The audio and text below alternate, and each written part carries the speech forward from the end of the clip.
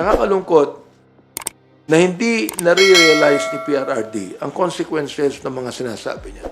Naging katanggap-tanggap ang pagmumura, ang pagpatay. Naging katanggap-tanggap. Pinapalakpakan siya. Are these the values we want to pass on to our children? Well, yun ang sinasabi natin, the law must be applied to all or none at all, di ba? Eh ngayon, ang problema, kung halimbawa nagmumura si former president sa Senado, tapos inayaan natin magmura dito, what prevent others to make that kind of statement as well? Papatay. Halimbawa, si Laila de Lima, o sabihin niya, patay, o contempt mo siya, or pag hindi winidraw. Eh, kasi pinabayaan natin. So, huwag natin hayaan na dungisan yung institusyon. Hayaan na natin dungisan tayong mga parliamentarians.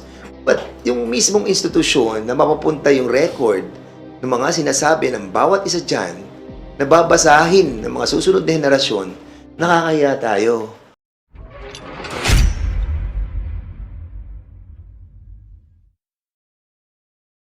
Nakakalungkot na hindi nare-realize ni PRRD ang consequences ng mga sinasabi niya. Carelessly worded statements posted on Facebook by a normal citizen are called rants. Carelessly worded statements spoken by a president are called policy. And his coarse language, his casual swearing even in formal settings, which we saw again and again yesterday in the Senate, mirrors this erosion of his standards. What we witnessed during his time in office was not just a disregard for societal norms and the standards of the office he once held. It was a disregard for human life. It was a dismissal of the processes and safeguards designed to protect the life and liberty of our kababayan. Kita ninyo, naging katanggap-tanggap ang pagmumura, ang pagpatay. Naging katanggap-tanggap. Pinapalakpakan siya. Are these the values we want to pass on to our children? The recent Senate hearing also laid bare another troubling truth. It is nearly impossible to hold a fair and objective inquiry when those who should be testifying are instead influencing the very proceedings. When resource persons are faced with figures like Senator Bato de la Rosa, there is no level playing field. The environment is one of intimidation, designed to silence or steer the narrative. Any witness who dares to speak out is at risk of being bullied or dismissed. Oo, may right si Senator Bato and even Senator Go to defend themselves. That is their right. A right denied to the thousands who could not defend themselves.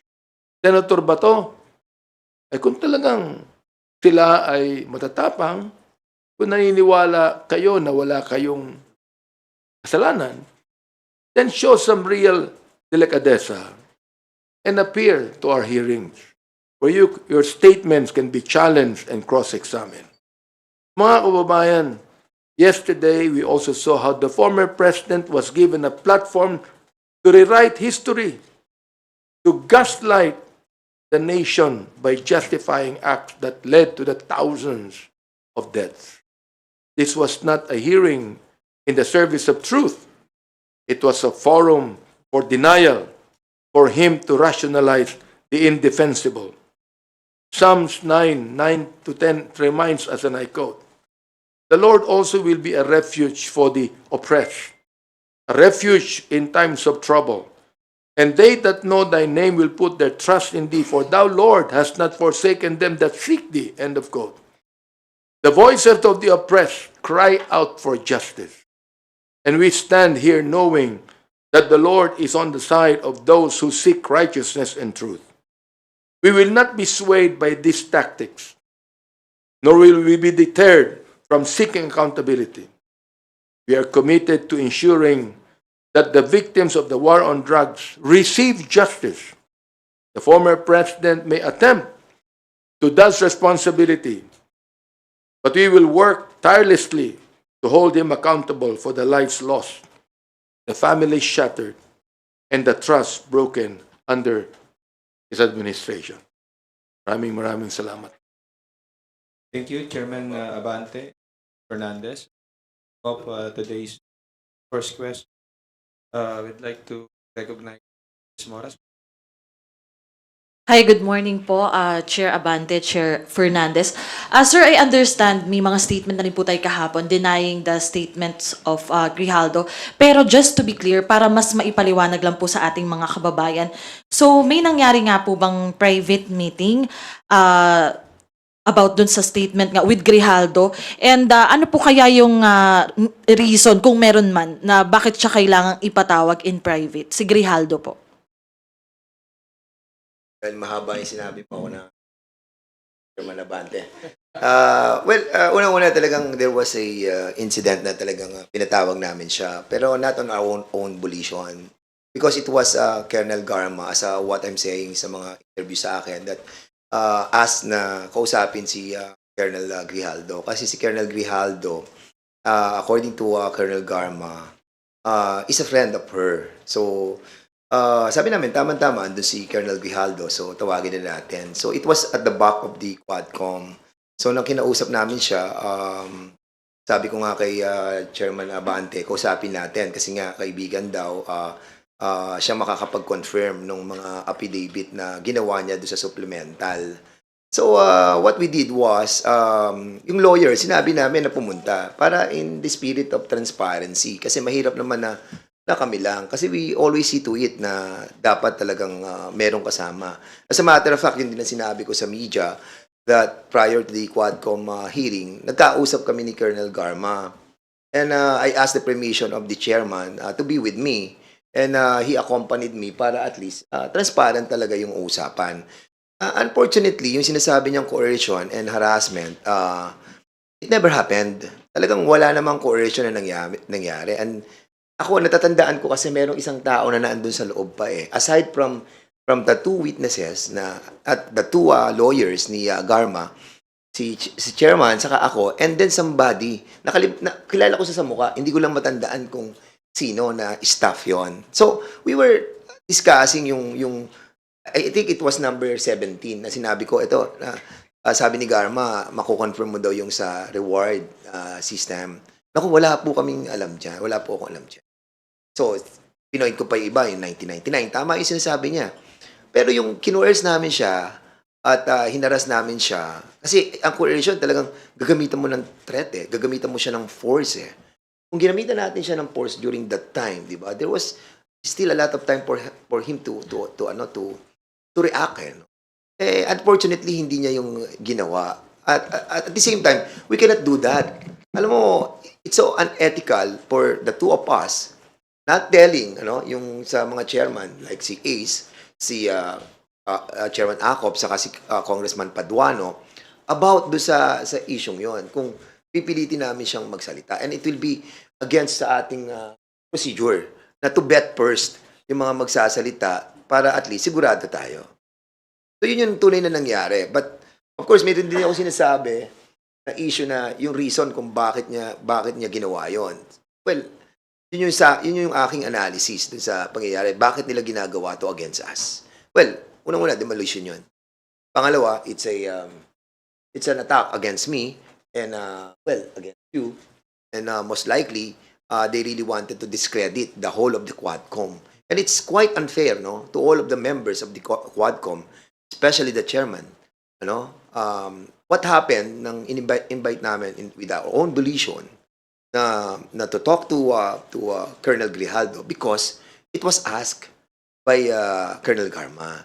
And sa amin, yun ang nakita kong naging repercussion ng ginawa namin. But of course, in every betting that we are doing, we always see to it that there are people around. Opo. Sorry, follow-up lang, sir, dun sa sinabi nyo yung nakikita nyo itong ay demolition. Ano rin po yung masasabi nyo na paulit-ulit sinabi ni former President Duterte na subornation of perjury at sabi nga niya maghahain pa siya ng kaso against about this against you po, sir. Ano pong masasabi niyo ron at bakit po ba nung meeting wala ring abogado mismo kasi ang nasabi niyo po ang may abogado si Garma, but po walang abogado si Grijaldo? Kasi betting process pa lamang yun eh. Alam mo sa Kongreso, inakausap muna namin and then kapag nalaman namin na pwede nating i-validate yung mga sinasabi niya, then the lawyers will come out. So, that time, wala namang lawyer na dala si Grijaldo during that time. Ang may lawyer doon is si Garma. And that's the reason why we asked na kung pwede yung dalawang lawyer pumunta doon para at least transparent yung usapan. Now, kung nagsabi siya na, yes sir, kinokontinue ko po yan, alam ko po yung reward system. And then, bring your lawyer.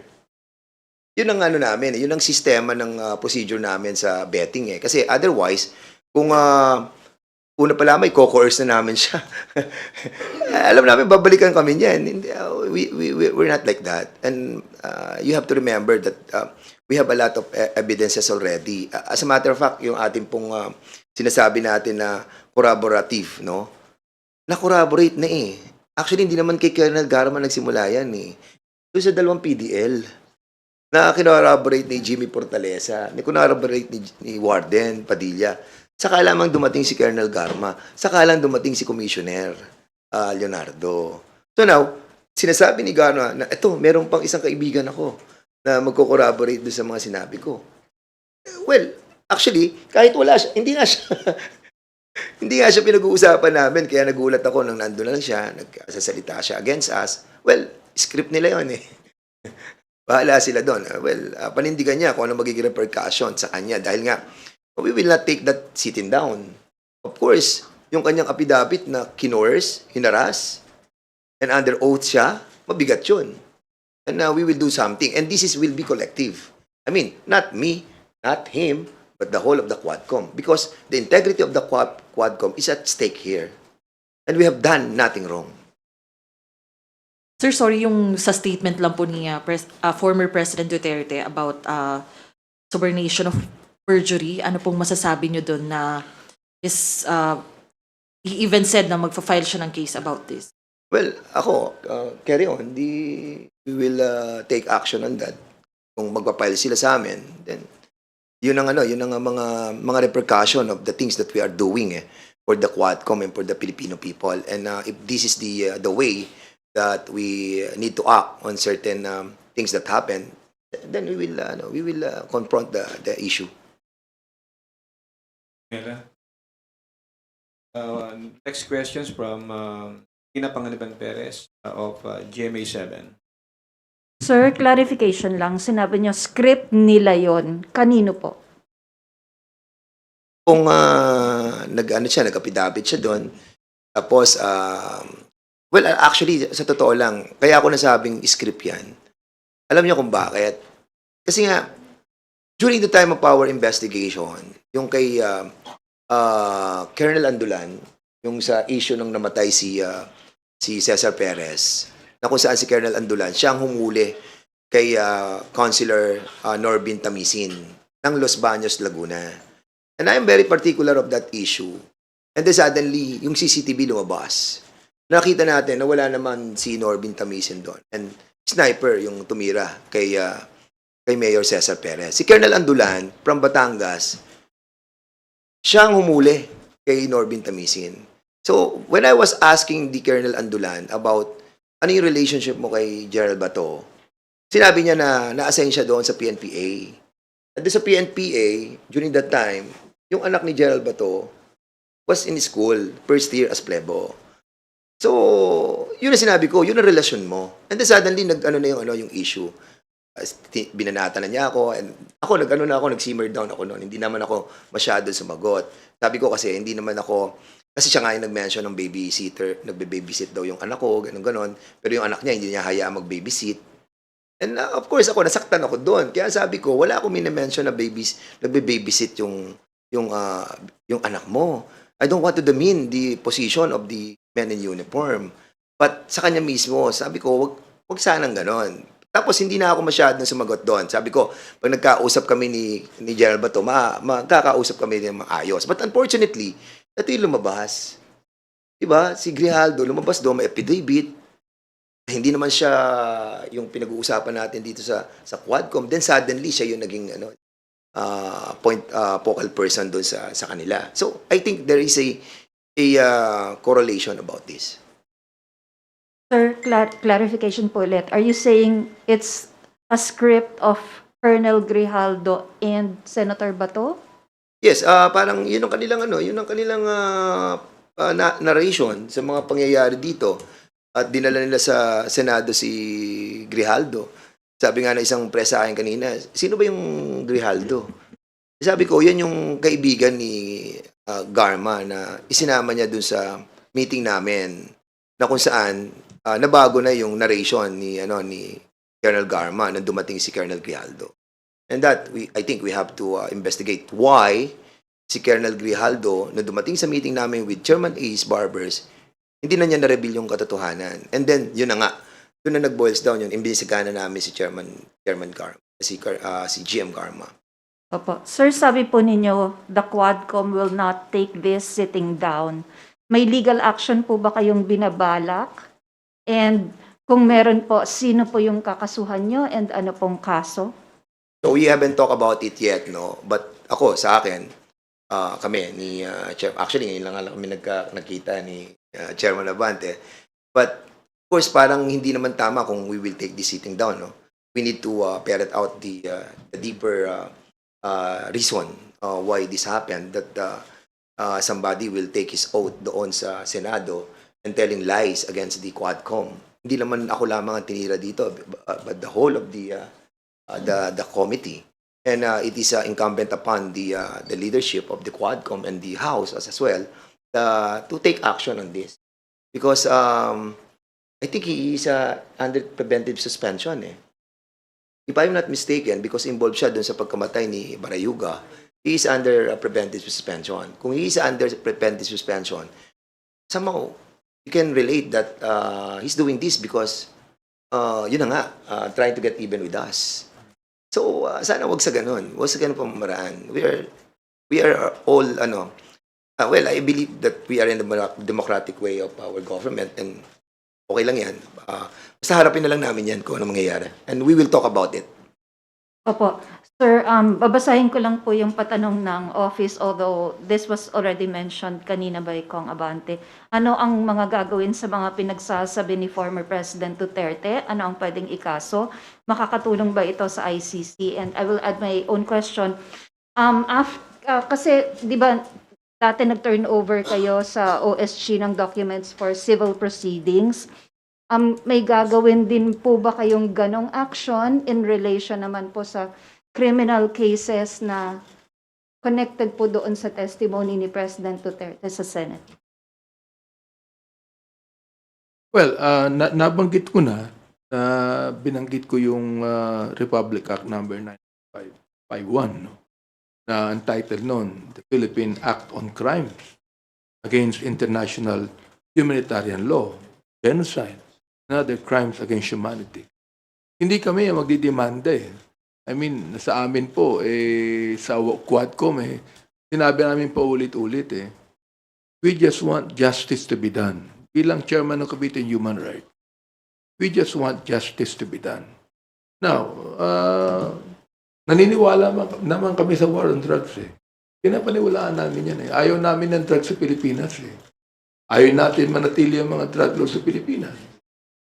Pero, was it necessary to kill more than 20,000 people para lang ma-stop yung drugs sa ating bansa?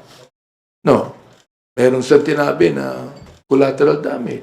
Collateral damage ba yung napatay na 3-year-old? Napatay na 9-year-old?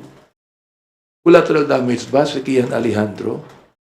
O sinasabi nila, ilan ba ang napatay ng mga drug lords? Ilan ba? Oo. Sa data na kinuha namin sa Philippine National Police, wala pang 100 Ilan ang napatay ng mga drug pushers? Drug pushers na mga talagang mahihirap. More than 7,000. Ilan ba ang napatay ng mga drug users na dapat hindi patayin? Dapat rehabilitate. 440 people. Ngayon, yung ba collateral damage ba yun? Yung ba yung sinasabi ni Senator Bato na shit happens? Yung ba shit happens lang ba yun? May pambihira naman buhay ito. Ano ba ibig sabihin ng shit? Baka hindi niya alam ibig sabihin ng shit sa American expression. Eh, mura yun eh. Di ba? Shit happens. Ganun lang ba yun? See that? So, ibig sabihin, kung walang accountable dito, ano mangyayari? Di ba? Sa amin, nais lang namin ang katotohanan mailabas dito. Oo, para makapagpagawa kami ng mga batas na hindi na maaaring mangyari pa ang extrajudicial killings. Nag-file na nga kami ng unang-unang bill tungkol dyan na making extrajudicial killings a heinous crime. Yun na yung aming pinail eh. Oo. Kaya bahala na po yung mga agencies po natin na mag-imbestiga. Dahil kami po, in aid of legislation yan. Sinabi ko na rin po, in aid of prosecution. Bakit po? We're not the one prosecuting. But we are telling the prosecutors, we are telling DOJ, yan na. Naimbestiga na kami. Alam nyo na kung sino may kasalanan. Kayo na ang bahala o prosecute. Sapagkat kami, ito lang ang maaari namin gawin. Alam mo, maganda din doon sa briefly lang, ang maganda sa nagiging investigation natin, na-expedite po natin yung pagpapile ng mga cases ng ating pong executive department. Like for example, tung sa preservation assets na we recommended, na ma-preserve yung mga corporations like yung Empire 999, yung mga ganon, siyam yan. Na ngayon po, nag-issue na si Secretary Lucas Bersamin. And we are so happy that all the evidences that we have gathered have been submitted to them for their perusal. At nagkaroon po tayo ng positive reaction. Maraming salamat po. Sir, dun sa issue ng criminal cases, gagawin niyo rin yun? Magta-turn over din kayo ng documents? Oh yes, pag hiniling po ng DOJ that we could turn over the documents, we will do it. Anyway, sinabi ko na rin naman na DOJ is always watching the Quadcom. At talagang public naman lahat ng mga dokumentong ito. So, they could be able to get that. Dahil kami naman, we cannot even prosecute. So, talagang in aid of legislation lamang kami. So, commendatory lang kami. Para sabihin namin sa DOJ, ito lahat ng mga documents, kayo na bahala rito. What are you gonna do about this? Isa maganda nangyari doon, nagkaroon na para siyang liaison officer dito. And lahat ng ginagawa namin directly, immediately are being taken action. Kaya lahat na expedite. Ito ito talaga ang katotohanan. Ito, para sa malaman po ng taong bayan. Willful killings to affected thousands of civilians. Ang sabi nga po ng ICC, ang estimate ng napatay from 12,000 to 30,000 deaths between July 2016 and March 2019 alone. O sabihin na natin na maraming napatay ng mga drug pushers. Sabihin na natin. Sabi ko kanina, ilan ba napatay na drug lords? Ilan ba napatay na drug lords? Okay. Si Kerwin Espinosa, na sinasabi po ng PIDEA na drug lord, nakakawala pa ngayon okay. Nakakapagtaka, yung former administration, lahat na-dismiss ang kaso ni Kevin Espinosa. Ang tanong ko, bakit? Sinabi ng PIDEA hanggang ngayon, nasa drug list pa ang pangalan ni Kerwin bilang drug lord. Ba't pa siya nakakawala? Kung talagang drug lord siya, hulihin na siya. Bakit andun siya nakakawala? Napatay ba? Hindi. Sinong napapatay? Yung mga mahihirap na mga tao na ang sabi po ng iba, kaya kami naging drug pusher, pulis din ang nagbibigay ng drug sa amin. Nakausap ko ang isang tao. Ang sabi niya sa akin ganito karamihan po daw ng mga drug pushers, pulis ang nagbibigay ng drugs. Ano pong ibig sabihin nun? Di ba? Alam natin na sinabi ng ating Pangulo na ako na lang, akong responsable. Huwag niyong pagbintangan ng mga kapulisan ko. Ba't niya minumura yung mga pulis? Ba't pinabayaan niya? Sino ba nag-utos na patayin? Shoot them dead. Sino ba nagsabi nun? Siyempre na-involved din ang mga kapulisan natin. O yun naman pala ang sabi ng leader natin, commander-in-chief pa natin yan. Titirahin na natin to. May reward pa. So, ang tinatanong ko, ano ang pagkakaiba ng drug pusher na yun lang ang kanyang trabaho? Mahirap na tao ito na kumikita sa drugs para makakain sila. Anong pagkakaiba niyan sa pulis na pumapatay din ng drug pusher upang magkaroon ng pera? Anong pagkakaiba? Wala pagkakaiba eh.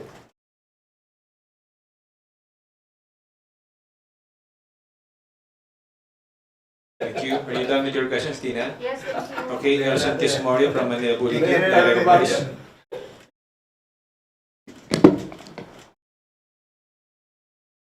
Hello po, Kongs. May we get your reaction po dun sa confirmation or admission po ni Pangulong Digong na meron po mga death squad, tapos pinagtuturupan niyo po yung pa niya po yung mga retired generals na kasama yung mga yan. Just your reaction po. Well, katulad ng sinabi kanina ni Chairman Abante, no? Merong tayong batas Republic Act 9851. Doon sa 9851 kasi, kinaklaro doon yung defining and yung mga penalizing. Yung mga acts against international humanitarian law, genocide, saka yung crimes against humanity. At doon, meron din yung jurisdiction. Jurisdiction, tapos yung mga local courts natin ang magte-take over, will take cognizance on that, ano? At doon sa mga sinabi ng dating nating Pangulo, admitting, ano, yung kitang-kita naman, klaro naman, di ba? I think, alam mo, hindi ko alam kung, well, alam natin, si Presidente mahilig siya mag-joke. Sometimes hindi na natin alam kung ano yung katotohanan, kung ano yung mga jokes, ano yung tipong pinasasakay lang tayo. But being a former president and a president, I think it is incumbent upon the highest elected official to set the tone of being the top leader of the country. And sa puntong yun, medyo nag-fail tayo. Ngayon, yung mga tinura niya doon, this time, there must be responsible, and he must be responsible for it. And accordingly, pag binasa mo yung Section 8 ng Republic Act 9851, lumalabas din yung command responsibility ng mga superior, and him being the superior of the land during his incumbency, he will take responsibility on Section 8 of Republic Act 9851. So even yung binabanggit ni Chairman Abante about sa 9851, nung binasa ko rin kanina, nakalagay doon sa Section 15 that international laws and other laws will be the source of the courts under the jurisdiction of this country. So ibig sabihin pati yung mga genocide convention, yung Geneva Convention, and also the Hague Convention, and at yung convention doon sa rights of the children, nakapol under this. Kaya I think we need to use this Republic Act 9851 by the Department of Justice. Naman, kung sagutin ko yan, ako'y nagpapasalamat sa ating former president na at least naging honest siya. Inamin niya kasi tinanong namin si Colonel Patay, wala raw DDS O ngayon, yung dating Pangulo na nagsabi, meron. Nung mayor pa siya, meron. Nung Pangulo na siya, hindi pwedeng sabihin wala na yun. Diba? And that is binding on him. Yung kanyang admission in the Senate hearing. Sa akin po, yung sinabi ko nga sa aking statement kanina, ito shocking normalization of brutality. Sana po nakita po ng ating mga kababayan ito. Ito ba ang nais natin? Na maging katulad po tayo ng Mexico? Maging katulad po tayo ng Colombia na sinusuportahan ng taong bayan yung mga drug lord sapagkat nagbibigay ng mga pera sa mga tao? Ganun po ba nais nating makita? Sana wag na po. Tigilan na po natin itong extra judicial killings na ito. Tigilan na po natin yung salitang pagpatay. Ibig sabihin, Kahit na Senator Bato, sinabi niya, nagbibiro lamang ang Pangulo. Aba, masamang biro yun ha. Yung papatay ka, kung biro lang yun, masama mo biro yun. Kung halimbawa, sabihin ko sa'yo, papatayin kita, tapos mamaya sabihin ko, nagbibiro lang ako, natakot ka na. Diba? Natakot ka na. Binibiro lang kita. Natakot na ako eh. Traumatic na ako eh. Tapos sasabihin, binibiro lang kita. Ganun po ang ibig sabihin niya. Thank you. Next questions from Earl Tobias from IBC 13. Good Congressman, good afternoon po. Earl po from IBC. Kung Benny, nasabi nyo kanina, balikan ko lang, sa halip na parang maging in sake of the truth, parang naging pagbabago ng katotohanan yung mga testimonya ng dating Pangulo, sir. Yun na din po ba yung treatment nyo doon sa nangyari, sir, na a-admit niya na meron niyang death squad, tapos mamaya i-retract niya ulit pag nilinaw ng mga senador. Also, sir, dito sa pagdinig kasi sa Quadcom, sinesentro nyo, nakita ng publiko na sinesentro sa yung mga EJK victims as biktima, pero sa Pangulo sila ay collateral damages, sir. Sa akin, palagay ko hindi niya na masasabi yung nasa under oath siya, no? Nabiro ito eh. Inamin niya na meron DDS. Sinabi na collateral damage ito. So, let us talk on the extent of the collateral damage. Ilan po ba ang napatay? Ito ilan po ba ang napatay ng mga bata? Napatay na walang kasalanan. Napatay na hindi drug pushers. Ilan po ba yan? Napatay na mga drug users lamang. Ilan po ba yan? Sabihin natin, nanlaban po yung mga yan. Nanlaban ang sabi nila. Well, nasaan po yung weapon ng mga nanlaban? Meron kang yung arsenal ba ng Pilipinas? Yung crime lab ng Philippine National Police. Kung 6,000 ang nanlaban, dapat sa crime lab, meron 6,000 ang mga weapons. Ano nanlaban? Pinatay nanlaban. Ano, nakipagsuntukan lang ba yung mga yan? Meron mga weapon yan. Nasaan po yung mga weapons? Yun po ang ipakita nila. Thank you po. Follow up na lang sa akin. Kung Dan, so kung may maayos naman pala na pag-uusap between some Quadcom chairs and Grijaldo, tapos doon niya sinabi yung katotohanan, and then under oath sa Senate, bigla siyang bumaliktad, blatantly lying, what do we make of this, sir? Paano natin ititreat yung nangyari na yun? Well, pupunta naman siya dito sa next hearing eh. So we will be asking him a lot of questions, no? And most likely, we will be dealing also with the yung kay General Barayuga, no? Kasi hindi pa kami nakaka-focus doon. That's the reason why he was being invited. Kasi once na may nagtatanong ng mga members, ang pinag-uusapan yung kay General Barayuga, he'll be present kasi siya ang Chief of Police. But yun na nga, na-involve yun. So, ito na yung pumasok. So, treat natin yun as siguro. Ako naman kasi sa akin, actually, baliwala sa akin. Wala naman sa atin yung pinagtatawanan na nga lang namin na ano ba naman to. Wala na silang maibato sa Quadcom na para bang they're trying to make a story. Now, ngayon, kung i-consider nila as truthful talaga yon at maninindigan siya sa susunod na hearing na talagang totoo yung mga sinabi niya, then we will take the consequences of that. Kasi we will not take that sitting down. And we'll be giving him another chance na sa susunod na hearing, he tell us his story. Ako, I'm pretty sure there's a story behind it. And di bali sana kung hindi namin siya nakausap nung bago mag-testify si Colonel Garma. He was there. He was there and he was not even been invited. Nagulat na lamang ako nandun siya. At hindi ko siya kilala. Sabi ko, sino yan? Ano yan? Tao yan ni General Bat. Ganun ba? Sige. So, we will try to see it. Gusto ko lang idagdag. May nababanggit na baka inappropriate yung aming pagtawag sa kanya. Sabi ko, appropriate to Number 1, human rights.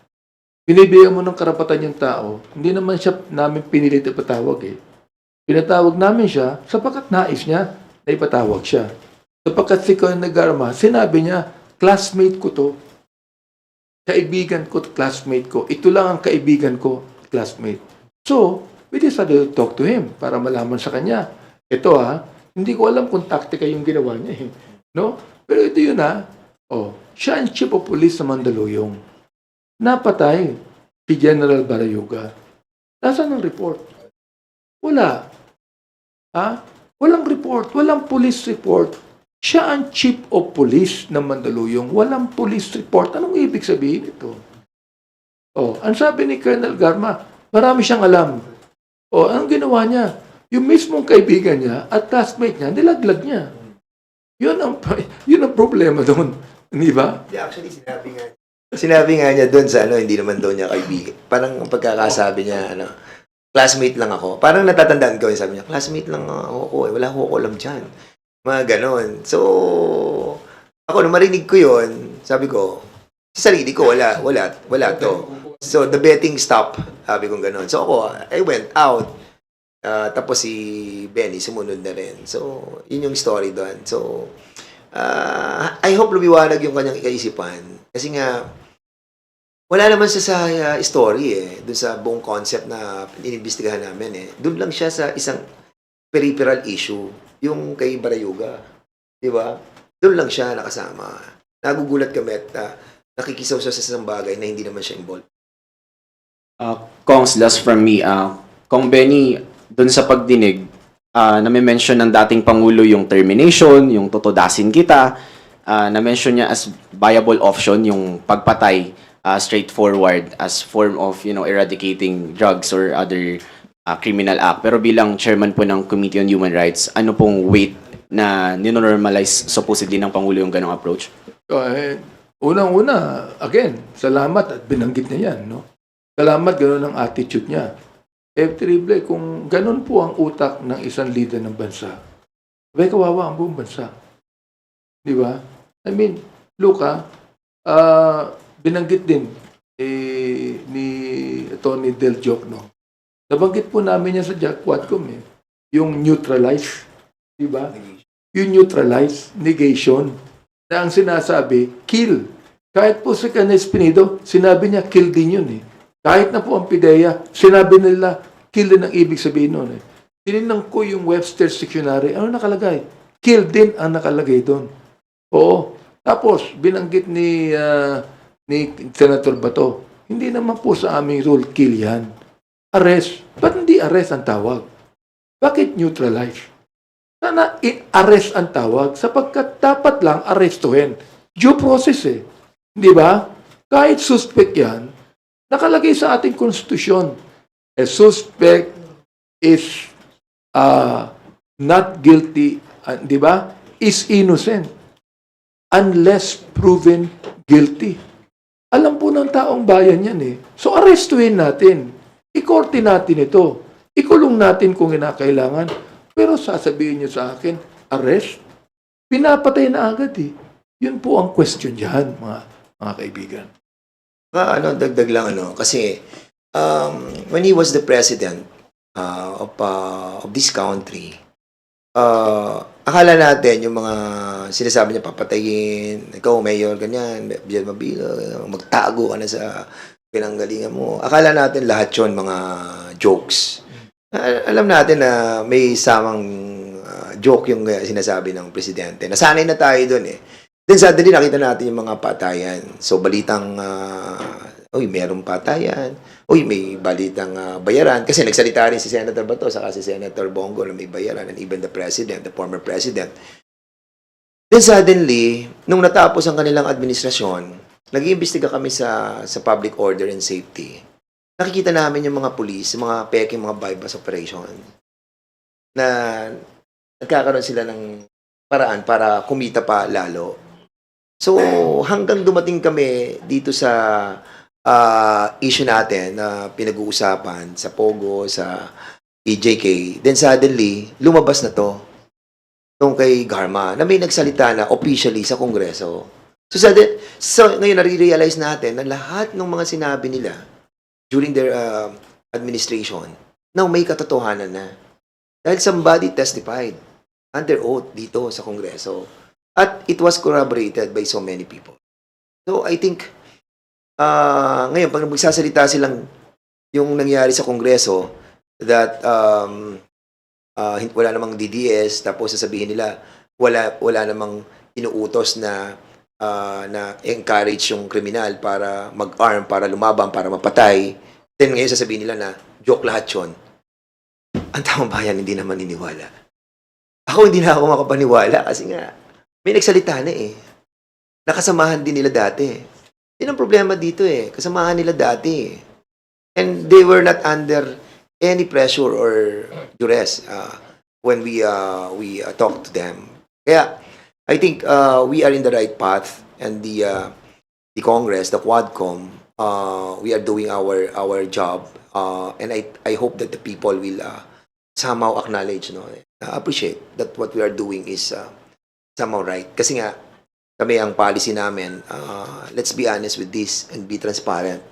And as always, kapag may mga ganyang witnesses, there will always be somebody na kasama namin to set up the transparency.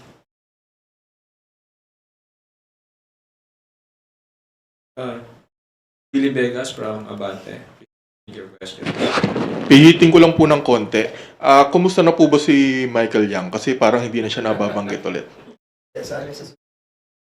Yung ngayong hearing namin ng November 6 it's about dangerous drugs. So doon na makikita natin yung kabuuan ng mga matrix that will be presented by the chair because siya yung sa dangerous drugs eh. So by Wednesday expect na ang pag-uusapan po natin yan sila Jimmy Guban, yung mga sa drugs and everything. So ayun, magkita-kita po tayo doon. Ako rin, gusto kong kumustahin si Michael Yang eh. Oo. Mukhang wala sa Pilipinas eh. Mulang naga-around the world. Oo, si Michael Yang. Siguro, di ba patawag natin yung Tony Yang, di ba? Yung kanyang kapatid. Papatawag po natin yan. Kasi talagang ito, tatlong bagay ito eh. Ang Senate hearing, isa lang ang pinag-uusapan, EJK lang eh. Ang Quadcom. Kaya apat kami, pinag-uusapan yan. Pogo, drugs, EJK. Lahat to related eh. Di ba?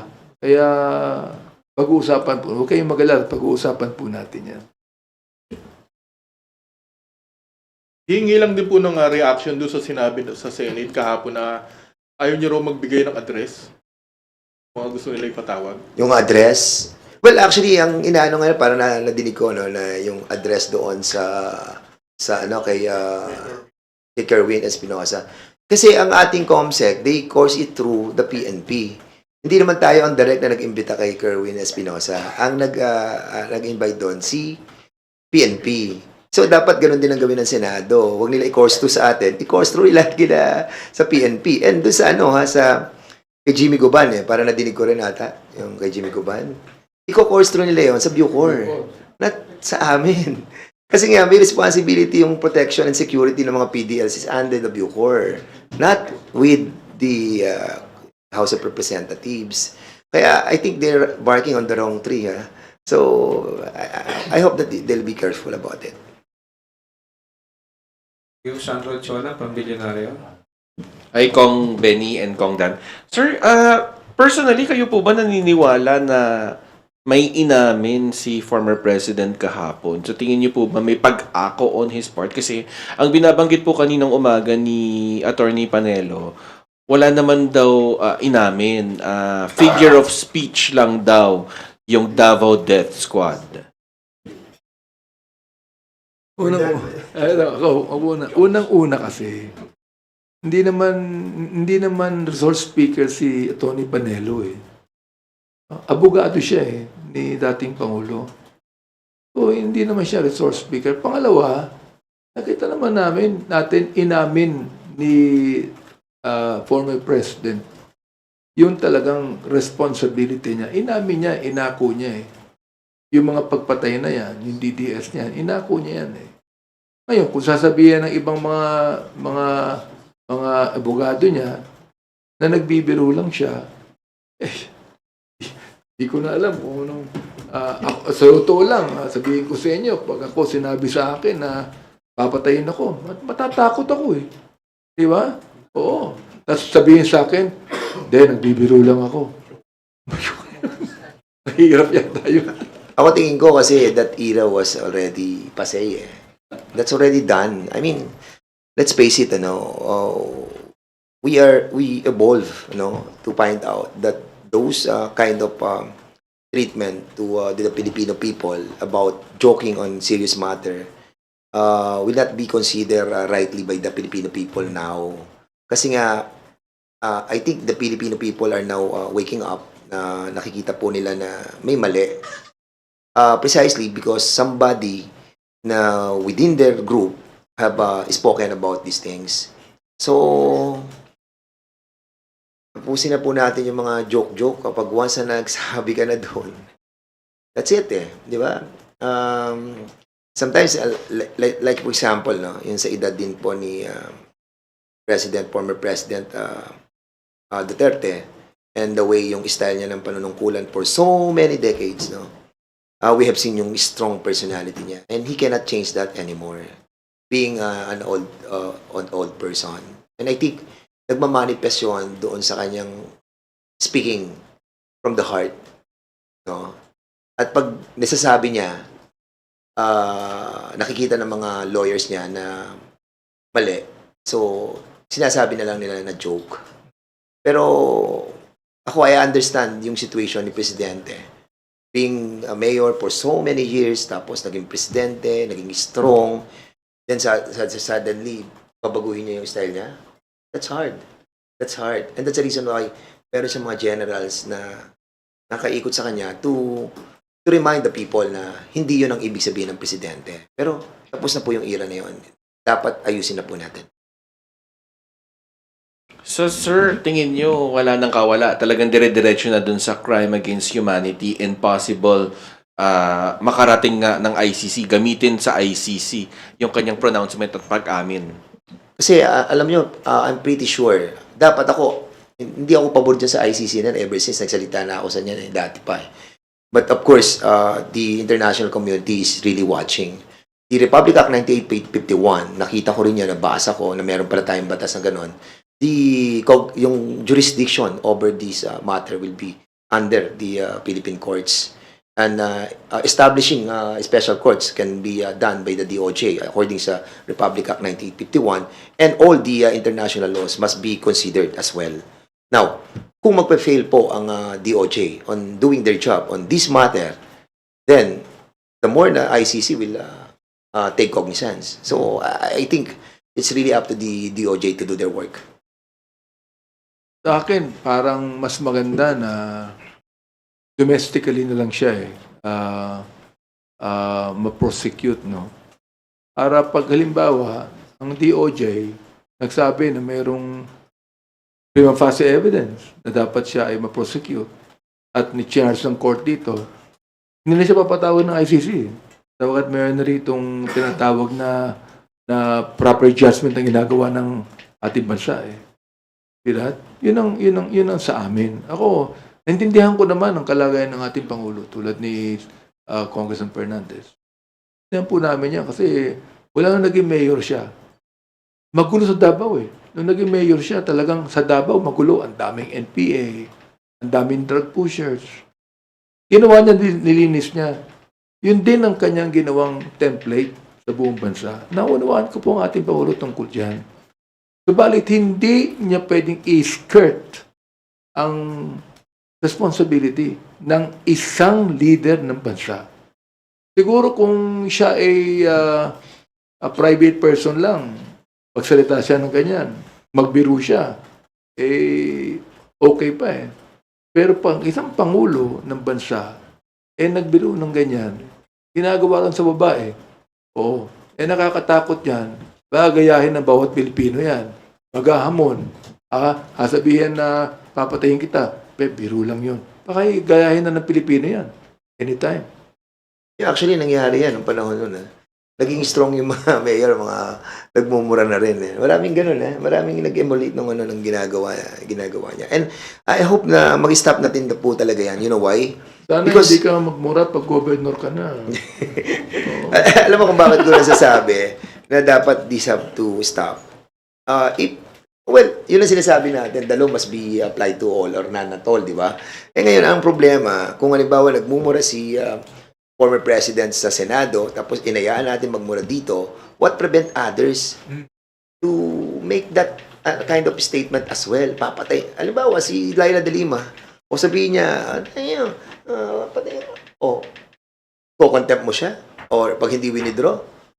Kasi pinabayaan natin, so, huwag natin hayaan na dungisan yung institusyon. Hayaan na nating dungisan tayong mga parliamentarians. But yung mismong institusyon na mapapunta yung record ng mga sinasabi ng bawat isa dyan, na babasahin ng mga susunod na henerasyon, nakakaya tayo.